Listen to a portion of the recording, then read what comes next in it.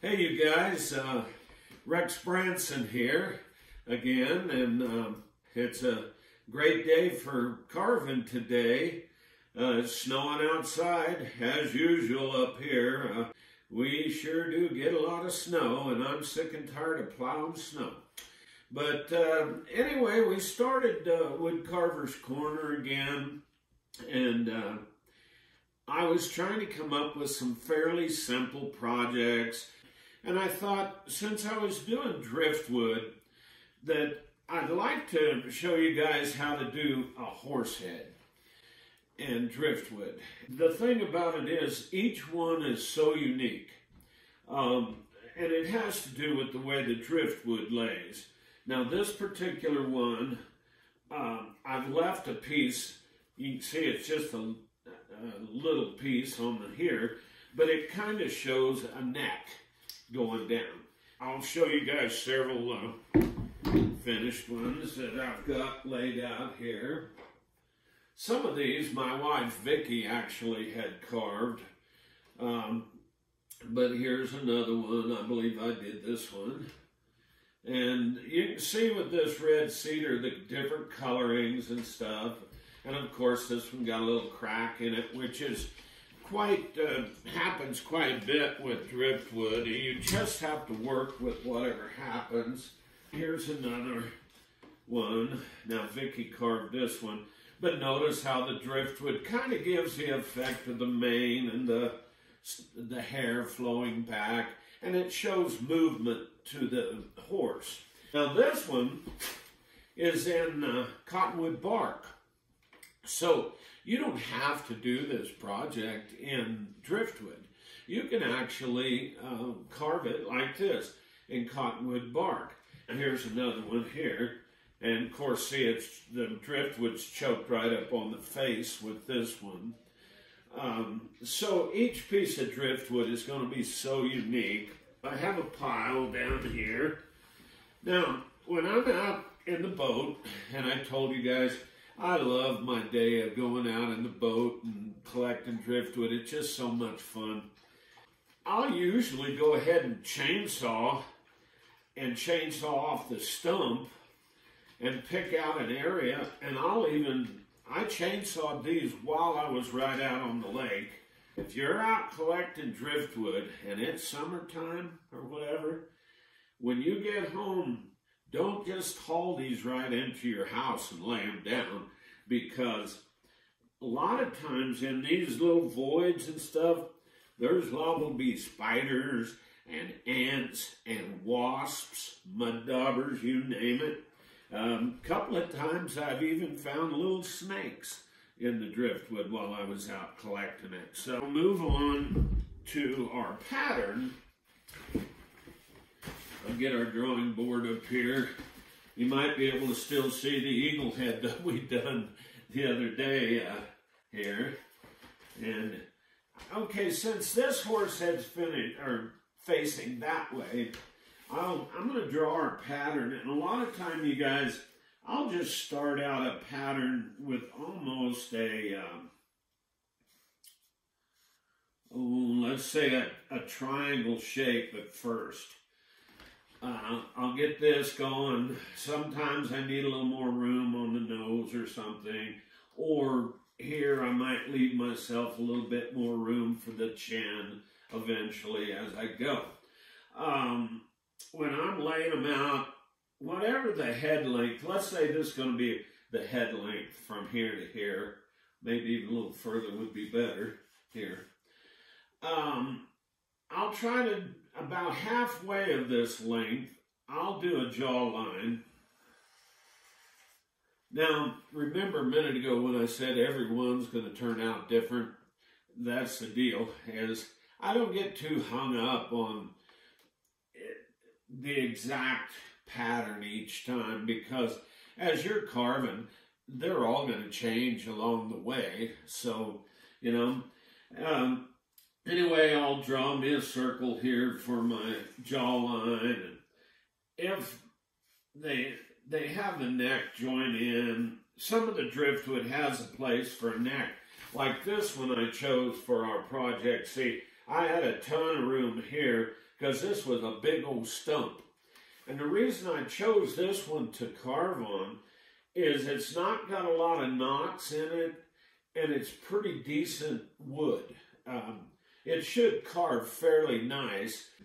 So a lot of times when I'm laying out the pattern, about halfway of this jaw or so, I'll make an area here for where the eye mound is going to go. If you got room for an ear or something, you might, be able to put an ear back here. And then, of course, whatever your driftwood is allowing for you to do back in here, who knows? Sometimes this flows upwards or something with a piece of the driftwood. That's basically the pattern. I have carved so many of these over the years that I don't really ever draw the pattern on while I'm out there in the along the lake collecting the driftwood. I'll just freehand them, and then whatever adjustments I need to do is, like now when I'm getting ready to carve them, I may move the eye forward or back, whatever actually needs to happen. I won't draw in the eyes here yet, or the nostril yet, or this mouth yet. What I'm going to do for a little bit, guys, is just begin to clean up this chainsawing stuff here and there. Take some of these sharp edges that I got on with the chainsaw off, and just get ready. And then I'll actually do some more drawing as I go. So I'm going to find a couple of flatter type gouges. Like this is number 3, got a slight curve to it, but it's more flat. And I got a couple of mallets. This one's fairly light. The other one's heavier. I'll just have to see. But as any wood that you guys start carving, you're going to taste it for a while first. I call this tasting it, See, first of all, how's it going to carve? What's it look like? Boy, that's a really nice piece of red cedar. So for a while here, I'm going to clean this up. Now, a couple of things I do want to keep in mind while I'm cleaning up is on a horse head, there will be somewhat of a line here for this jawbone muscle in here eventually, sticking up in here. So as I'm cleaning, I might hollow some out on this area in here some, and I'm rounding this nose and stuff. But I want to keep in mind that for this nostril area, I guess I should probably draw a little more here. This nostril area, here's where I just drew the jawline bone here. That'll be sticking up. I'm going to put an H here, meaning a little high spot. And the same way here, where this nostril sets in here eventually, I'm going to leave this up a little higher. I'm going to begin to hollow out down in here. And around my mouth bulge, let's call it, this area, I might leave this area a little higher. I'm going to put an H there too. I'm going to leave it a little higher. And eventually, see, that mouth will be sitting in here. Eventually. So you're going to leave a couple of high spots. The whole jaw area is going to be higher than this area in here. So at first, I am just going to spend some time with a flat gouge and cleaning up. So for a while, I'm tasting my wood, so to speak. I got a feeling this one is really going to be a really nice piece of red cedar. The reason I have so much red cedar, I used to collect driftwood all the time down in the Ozarks. And there's just tons of cedar that, when they filled those lakes, a lot of them, they didn't even clear the trees out of the lake. They just filled the lake up with the trees right in them. So here we are 40, 50 years later, a lot of those trees that have been underwater all of those years are just now floating up, and they're getting back in the coves and stuff like that. So that's where I mainly pick up a lot of driftwood at. You know, if you're out there messing around picking up driftwood, just be aware that you could end up with poison ivy, poison oak, bee stung, snake bit, you know, all of the above. So you guys can kind of see here now, boy, there's going to be a nice piece of, I can tell by the way it's carving already, it's not as hard as, you know, here's one thing about red cedar that I've found over the years. If you get a piece that's got a lot of the white sapwood and stuff through it, scattered through it, usually that wood carves harder. And I'll just show you for instance here. This guy here, see that white streaking through it, and sapwood and stuff? That wood is usually way harder to carve than one that's pure heartwood, solid red. This red seems to carve. I've only carved on it for a little bit here, but already I kind of like this piece. So anyway, guys, what I'm going to do is I'm just going to do what I'm doing right now. Cleaning it off. Now, if you're carving a piece that's in a vise, make sure if you've got screws or something or a back on here to hold it, make sure you're not going to run your tools into something on the back side, because I have done that so many times over the years, and then you end up having to totally regrind your darn chisel, you know. So for a little bit, you guys at home work on yours, and then as soon as I get this cleaned off, we'll come back on and I'll show you where I'm going to go to next. Well, as you guys can see, I've been cleaning off with the flat gouge. Not a flat gouge, it's a number 3. It has a little bit of curve to it. And this wood so far I'm really tickled with. It's a beautiful piece of red cedar. It seems to be carving good. My helper's trying to help us here, you guys. A few things as I'm cleaning up here that I wanted to suggest that I'm doing. This eye mound thing is I'm leaving it a little higher. I'm getting some slope here on the nose, but I also want to start leaving a little bit of a bulge in this whole area here.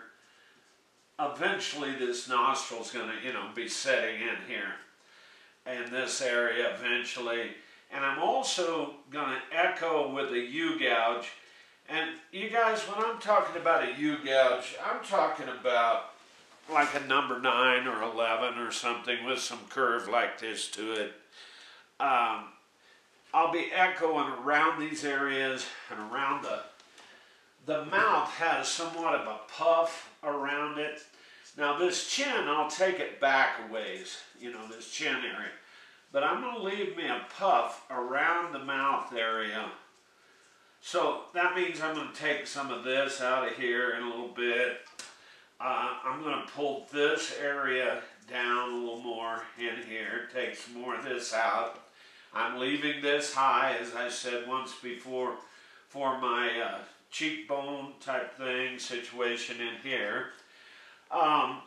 Other things that I'm going to start doing to get a little bit of a feel to this is on my mane and stuff, to start showing some direction, I'm going to start pulling some directionals with a U-gouge.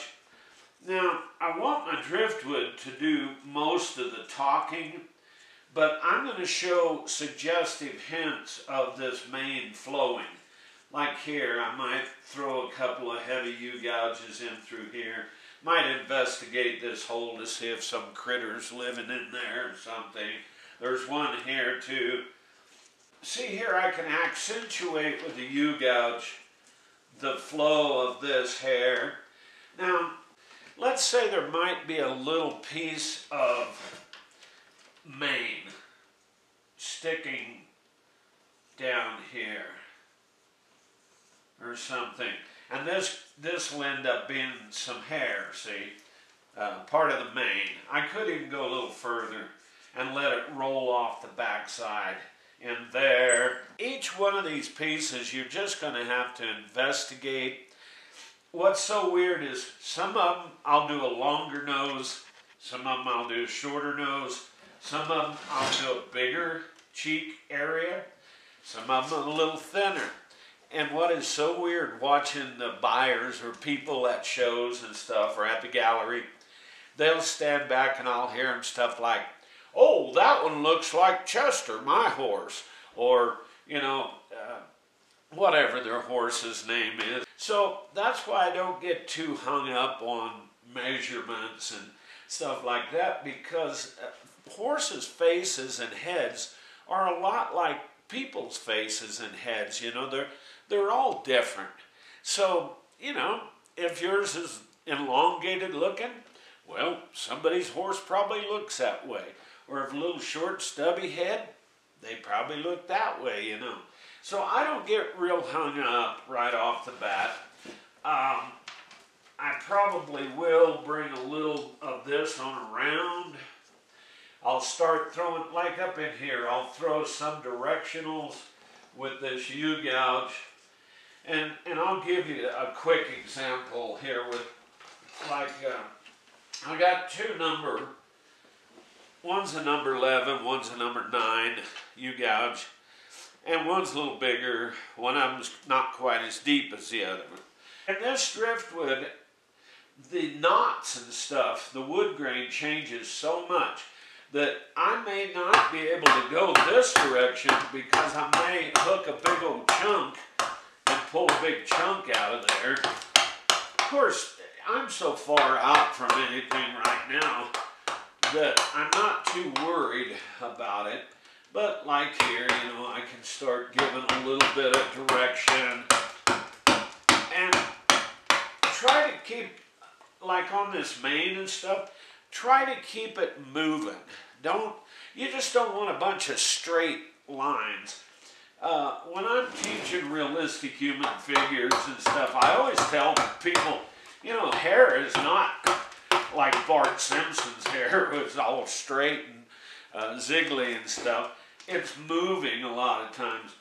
So anytime you're starting to throw, and I call this laying base.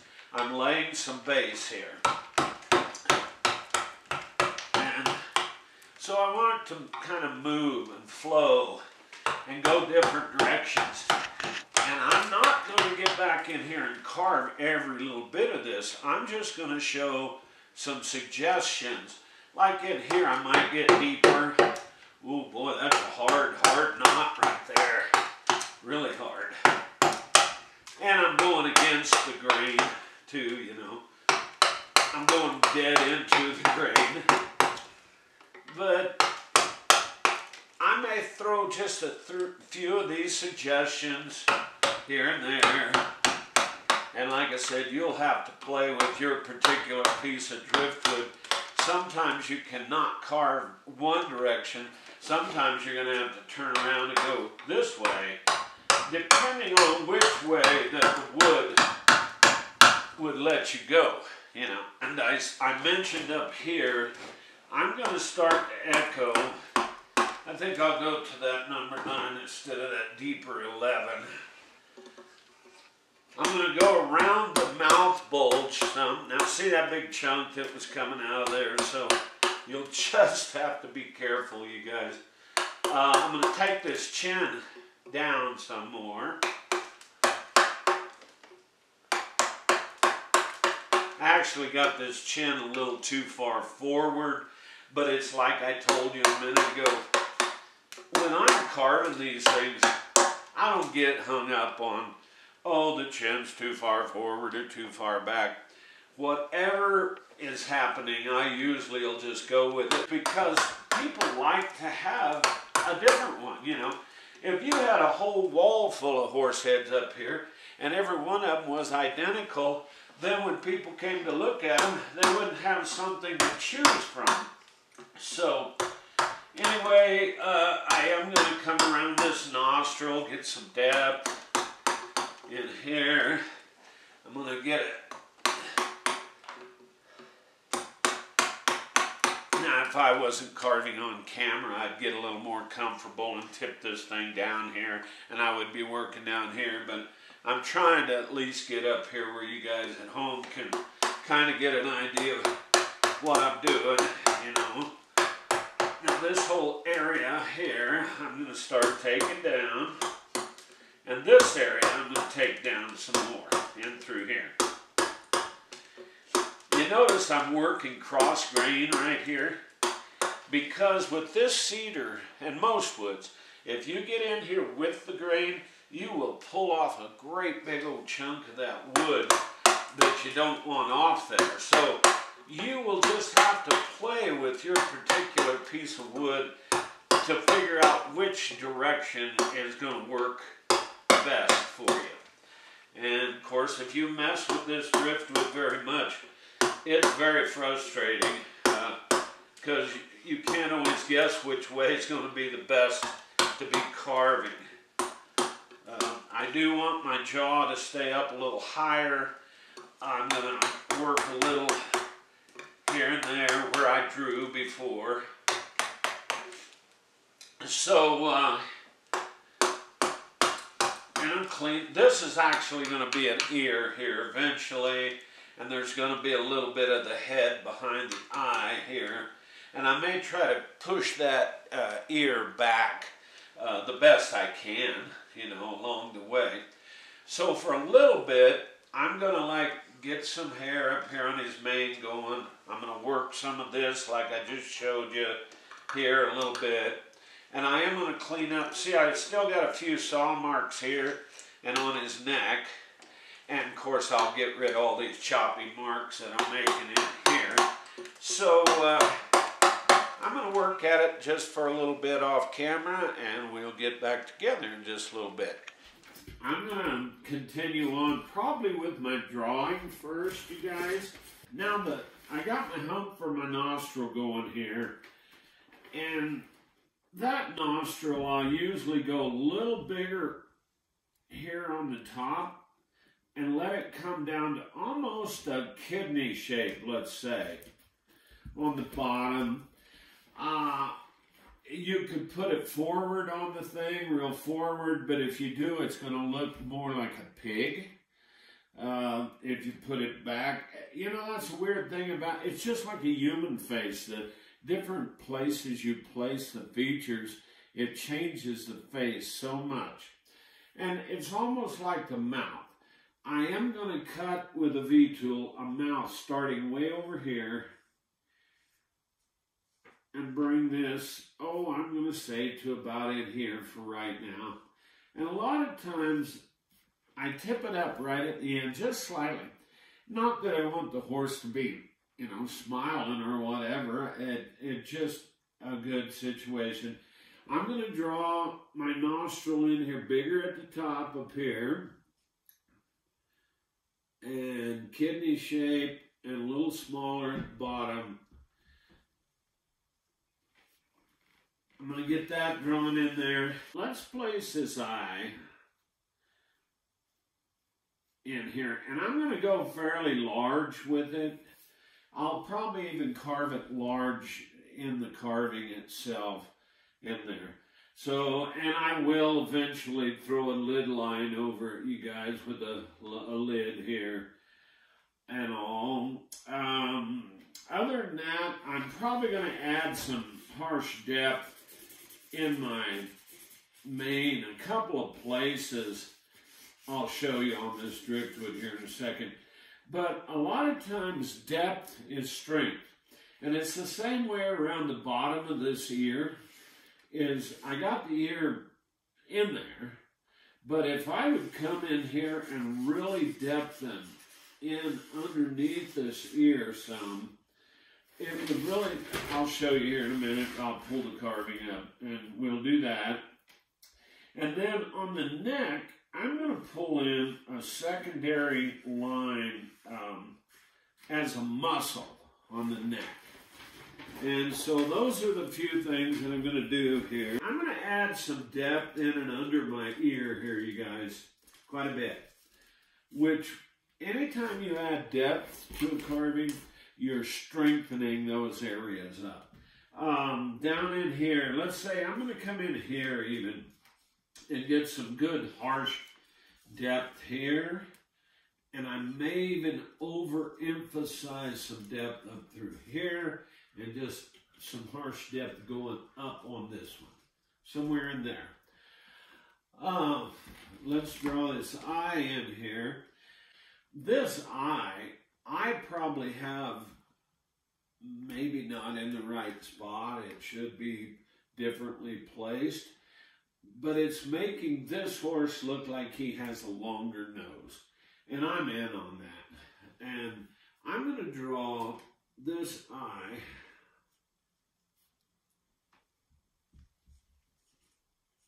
And this is big, probably.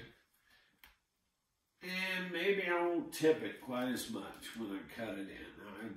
Sometimes you draw them in. And now I did mention this to you guys the other day too, is I'm using a magic marker, which is not a good thing at this point in the game, because a lot of times this ink will soak into your piece. So maybe a pencil's better for you, but then I'm doing what I'm doing. And oh, I mentioned this depth coming down this neck. I'm going to shoot a little bit of, it's just a muscle transition in the neck.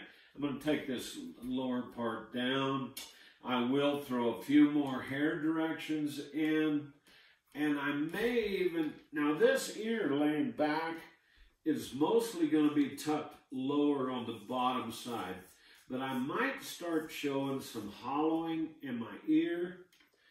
I'm going to V-tool the mouth, get my nostril going. Those are going to be my next steps here. So for a second, I'll start working on this, and you guys can just kind of watch for a second. And I'll shoot a little BS at you. I wanted to, first of all, I'll show you right quick. A project I'm working on right now is this, it's a tortoise like they have down in Arizona and in the South. But this is catalpa wood, and the grain pattern in this wood is just awesome. You know, I'm having a good time with it. And that's the thing with what we're doing here, you guys. I really want you guys to enjoy what you're doing. Have a good time. Don't worry so much about making mistakes, because I do it all the time. I mean, whatever happened is what's happening. People ask me, for instance, if you're doing marble, let's say, they'll say, what happens if you break off a chunk that don't, you know, it's going to mess up your pattern? I'm like, well, at that point, it's plan B. And the same way with wood carving, if something happens along the way, well, you may have to shorten the nose, or you may have to redo your jawline, which makes it shorter, or the neckline, whatever happens, just go with the flow with it, because first of all, you're just practicing what you're doing. I just also wanted to say this, is yesterday we had a little carving class. One of the most, I'm going to say, exciting things that happened for me was I had a kid about 13-year-old, and I helped him carve the crystal mill. And this is the one I was working on yesterday during the class. But it was so neat to see this kid, you know, enjoying what he was doing. Plus the fact the other grown-ups in the class kept telling him, oh, it looks so good, you're doing it. And in a way, that's what we all need, is somebody tell us, oh, that's so cool, you know. So just the main thing, having fun. The other things here, guys, that I'm going to do is on the bottom, I'm going to run a U-gouge kind of around this chin just a little more, get some depth. On my jawline, I'm going to show a little depth with the U-gouge down each side and bottom. And I'm also going to show just a little bit of the jawline here and here. And this will be with like a number 9 or number 11 U-gouge. I'll put some of this in here. Same way with this thing on the neck I was talking about. I'll shoot that in there. So one of these things on this nostril here is you got to be careful with. This red cedar will just break right off there. But I'm going to start, I think I'm going to go with a 9 here instead of 11. A little further deal here. All right. I'm going to start the top of my nostril here in with that. And something tells me that I got to watch out the way this wood's breaking out of here. So I'll start hinting it in like this. But then I may end up going to a V-tool, you guys, in here. And gently. Because you get in there very hard on that nostril, you're going to break something out of there. So go easy. And I'm after a nice deep kidney shape in here. So that's going to take me a minute, and I won't do the whole thing on camera because we'd be burning up some time. But you can see that I got started here with my kidney shape. I'm with a V-tool, and I'll keep digging this and maybe rounding the nostril slightly. All right, I'm also going to start a V-tooling where this mouth will eventually go.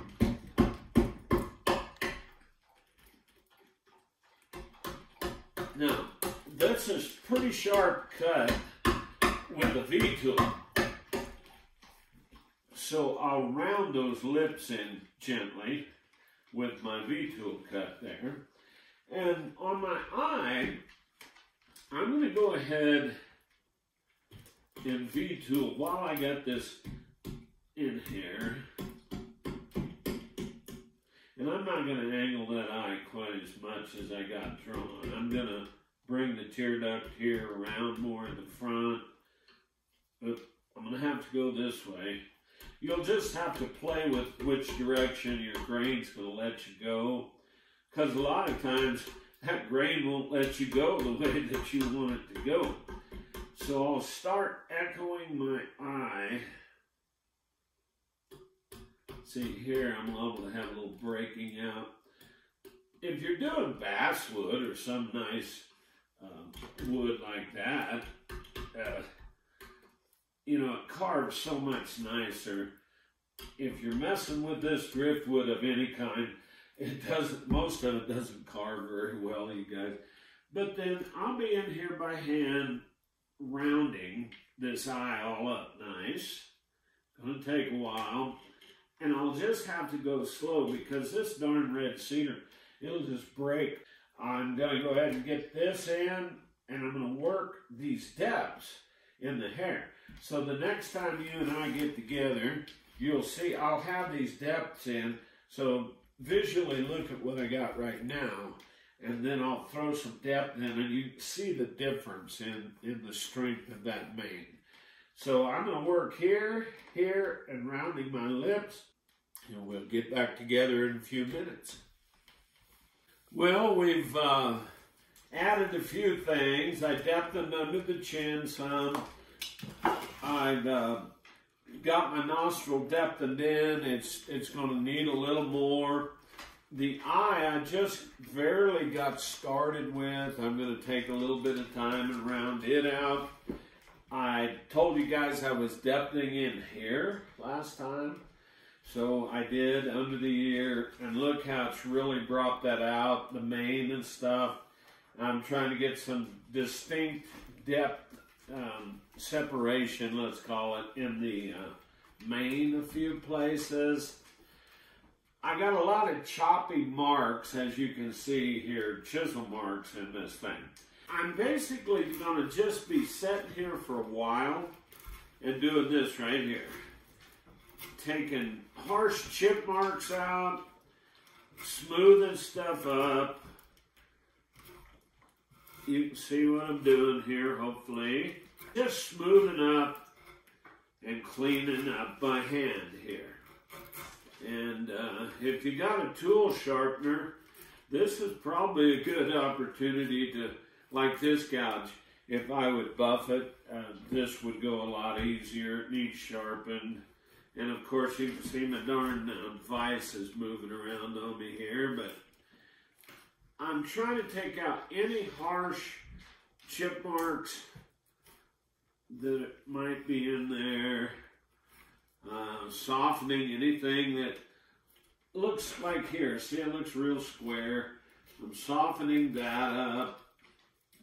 A couple places, guys, that I may add some depth is right in here to show some accentuation on this bottom jaw bone.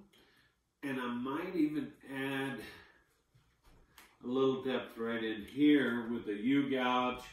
And I will come across his mouth one more time with a knife. And notice that I'm rounding this out.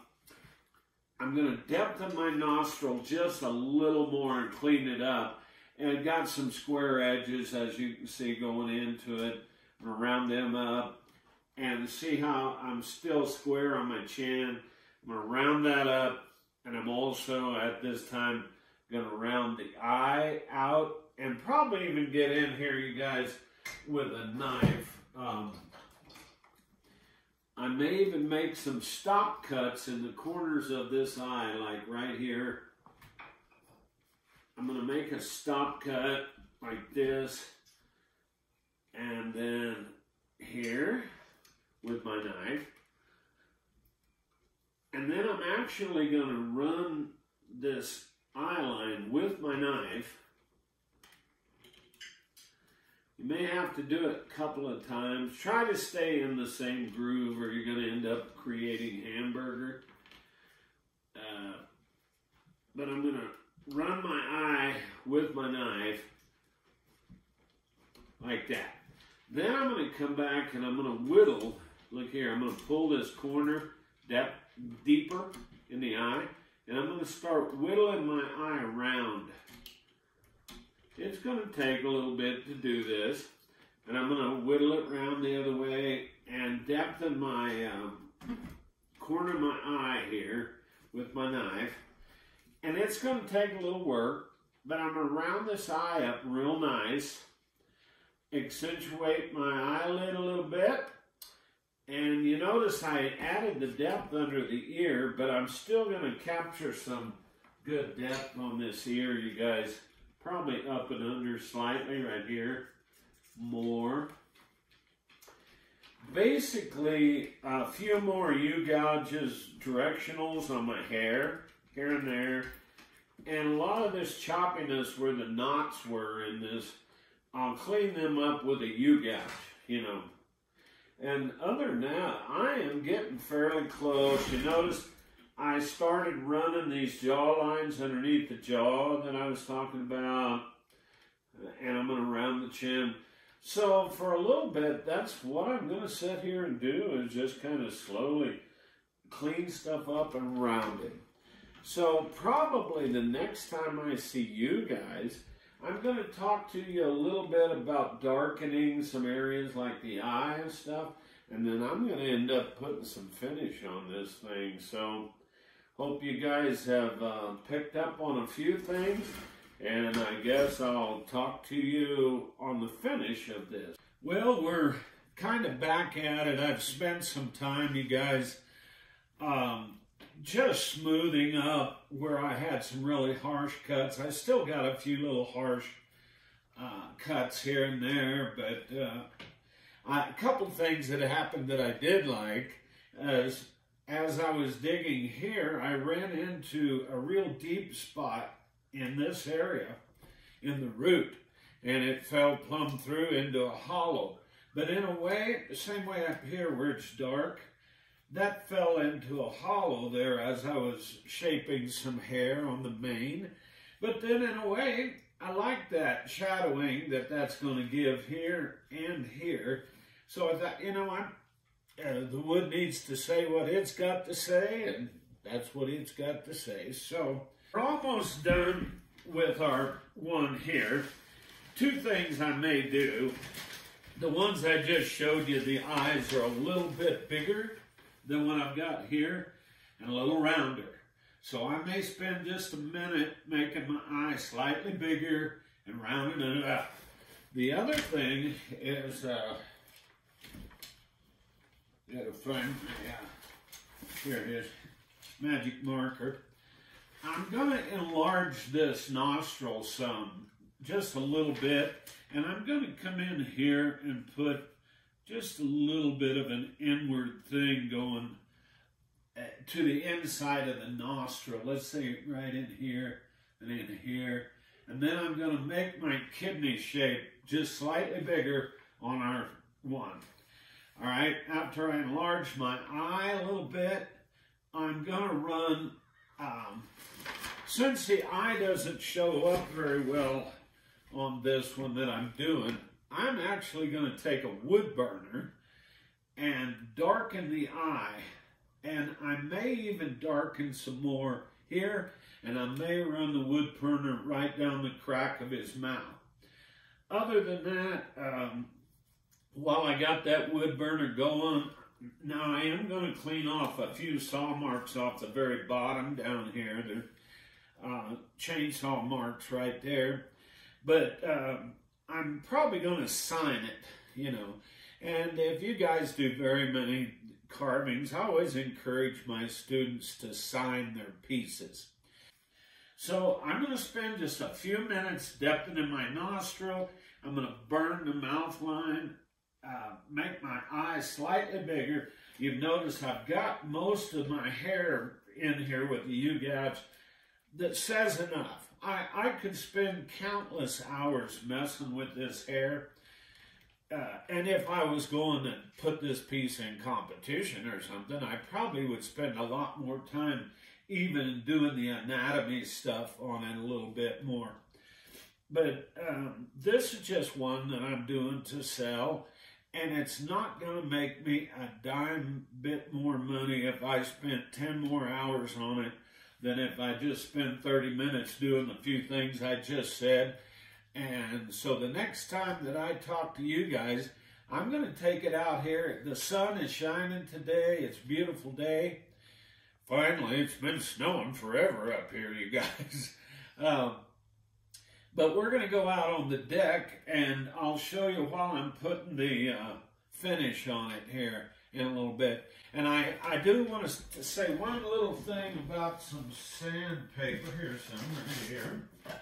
Is I don't want to get on this hard cedar with some harsh, let's say 180 or 150 sandpaper. I've got some 220 here, and this is pretty well wore out. Sometimes if it's not wore out, I'll fold it back and forth and stuff.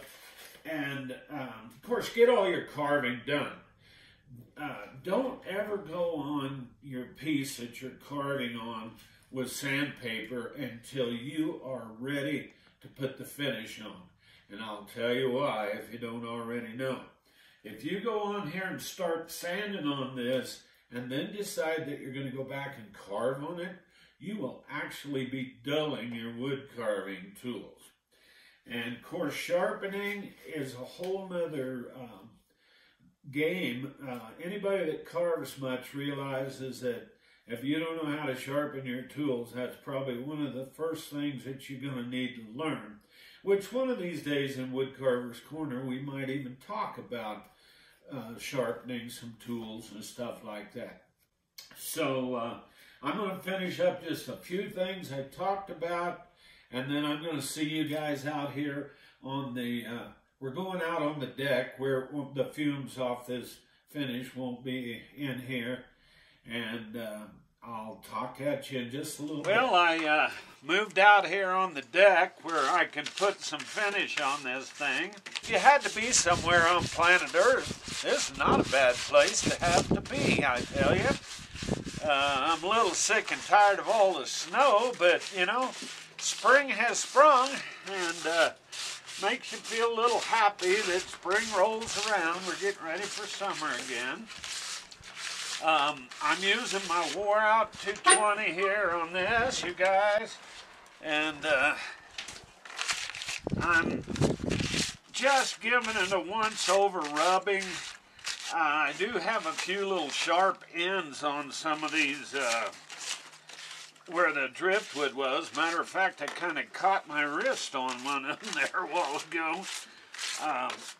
But anywho, I'm about ready. You notice I took the wood burner and I darkened the eye, and I darkened the little in my nostril, made it a little bigger, and I just done a dark line on his mouth up here. I see a few little when you're sanding, you know, if you see anything like there, I seen a little hangy splinter hanging there. Of course, you're not going to be able to get them all. But anyway, guys, I'm coming down the finishing stretches here. I'm getting ready to put some finish on this guy. And I might have mentioned before, I want you to notice that this is the satin. And it's a wipe-on poly, which I apply it with a brush. I don't wipe it on there. And I mentioned in the video about the eagle to make sure that you really shake this stuff up good, because like this can's been setting for probably 6 months or something. All the drying agents might settle to the bottom on polyurethane, so get it shook up good. I'm not gonna sand or put the finish on the driftwood part because I kind of like that look about it. But let's check this out. This is going to be pretty, really pretty. I'm going to go right over this eye first. The reason, look here, I kind of darkened a little in the ear with the wood burner, but not a lot, just kind of show some depth in that ear. Every horse head I've ever done turns out totally different. You know, I don't claim to really be a horse carver. I'm just an artist who is doing something that I might be able to sell. Oh wow, you guys, look at the color in that red cedar. Isn't that awesome? This is probably the most rewarding part of doing this. Whoop, about dripped a little on my shirt there, which this is my old shirt, so I ain't too concerned about it. Boy, that's pretty, isn't it? Yeah. All right, now you guys might notice that there's some bubbles forming where I'm putting this polyurethane on. And one thing I always like to tell people about them bubbles and stuff is I'm putting this on awfully thick at first. And that wood is soaking it in, which is a good thing. This is hardening the surface of the wood. But if I don't do something about them bubbles, sometimes they'll dry there. So watch this. If you lightly blow on them bubbles, they will pop. So once I let them set for a little while, a lot of times, let this stuff soak in. And then I'll dry out my brush some, wipe it down with paper towel or something, and then I'll lightly dry brush over this wet finish that I've got on there. But for a little bit, I'm letting it soak in there, you guys. And I did sign it. I don't know whether we can get it up where you can see where I signed it. And I also named it. Oh, look here, I missed on the bottom of his chin. Good thing I turned it up here where we can see. I actually named Windwalker. And, of course, this darkened up, but I did wood burn my name and the date. I was in a place in Winfield, and one of my carvings was hanging on the wall in this place. And it was dated 1984. And it's just, I don't know how many years ago that's been, but that's been a long time ago by now. And it's so cool to see one of your pieces that's still hanging somewhere that you've done years ago, you know. Yeah, I'm going to turn this around and I'm going to do the back. I'm not going to worry too much that there's chainsaw marks on the back of it, that this will never show. Anyway, guys, I'm coming down the finishing stretches. You, instead of sitting there blowing on it, you can take a hairdryer and run over it too, because the warm air off that hairdryer will help. You can see the little bubbles. But when I blow on them, they disappear. I'm going to tip this up. I'm going to show you what we did. I want to thank you guys at home for watching this, and I hope you enjoyed it. So we'll see you next time here on Woodcarver's Corner. If you get a chance, let's say you're in a wood carving club, spread the word that we're going to start doing some Woodcarver's Corners like this one that I've been doing here. And that would help us out with getting a few people to watch us.